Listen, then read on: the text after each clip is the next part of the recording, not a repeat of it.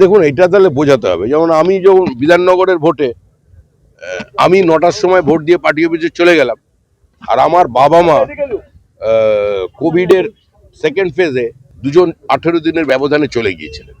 আমার থেকে বড় দুর্ভাগা কে হতে পারে?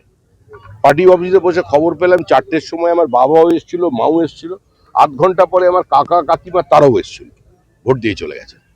আমি দেখতে পেলাম না, খালি আমার দেখাটা হতো। এরকম এগুলো মনে হচ্ছে হবে না, আর যতক্ষণ না হবে ততক্ষণ নির্বাচন হবে না। বিজেপির প্রত্যেকটা ফর্ম 7-এর জন্য তাদের শুনানি করতে হবে, জমা নিতে হবে।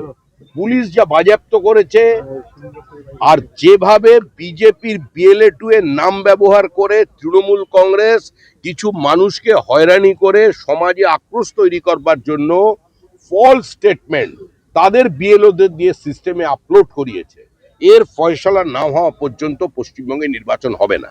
হঠাৎ যদি বলে দেন জ্ঞানেশ কুমার এখন নির্বাচন হবে, পরেটা আমরা পরে দেখবো, ওসব হবে না।